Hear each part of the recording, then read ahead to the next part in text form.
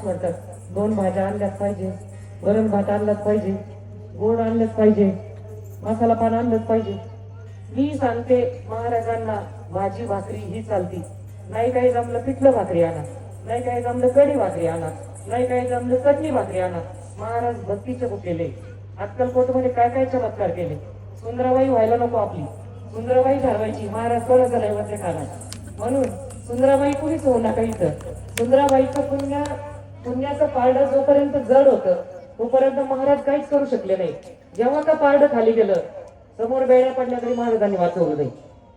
म्हणून आमचा चोळप्पा होऊ नये, आमची सुंदराबाई होऊ नये. कारण स्वामी चरित्र आपण काय वाचतो त्या पात्रांशी आपल्याला तुलना करायची. चोळप्पाचं भाग्य इतकं छान होतं, चांगलं होतं की महाराज अक्कलकोटला आल्यानंतर पहिले कोणाच्या घरी गेले? चोळप्पाच्या घरी. चोळप्पाची सद्गुणी कांता ही पतिव्रता सदोदित तिच्या चित्त आनंद स्वामी सेवेचा आनंदाने करायची स्वामी सेवा.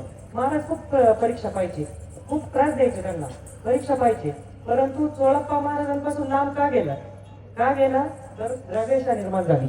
महाराजांनी जेव्हा कळलं की द्रव्येशा निर्माण झाली, महाराजांनी स्वतः ब्रह्मांड नायकाची झोळी घेतली आणि सगळं सेवेकऱ्यांना मागितले पैसे.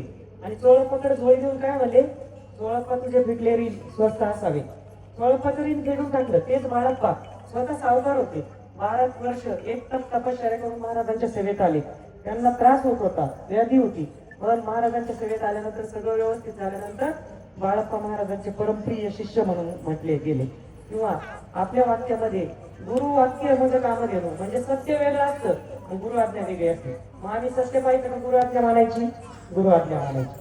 आपल्याला गुरुचरित्रामध्ये दिसतंय बघा 18वा अध्याय जो आहे घेवड्याच्या वेलाचा, तेव्हा सत्य काय दिसतं की त्या घेवड्याच्या वेळेला त्या ब्राह्मणाचा उदरनिर्वाह चालू असतो. पण गुरुंना द्यायचंय, मग गुरु काय करतात? तो वेल उपटून टाकतात. पत्नी आणि मुलं काय म्हणतात? तो जोगी आला आणि हा वेल त्याचा वाटोळा करून गेला, आमचा त्याच्यावर चरितार्थ होता आणि असं का केलं? पण त्या बुद्धीला माहित नसतं तो वेल जर उपटला नसता, त्या मुळाला जो कुंभ होता सुवर्ण कुंभ सोन्याने भरलेला, तो मिळाला असता का? म्हणून काही गोष्टी घटना अशा होत्या सेवेत आल्यानंतर त्याच्यानंतर खूप चांगलं होणार असतं. आता जोंधळ्याचा अध्याय जर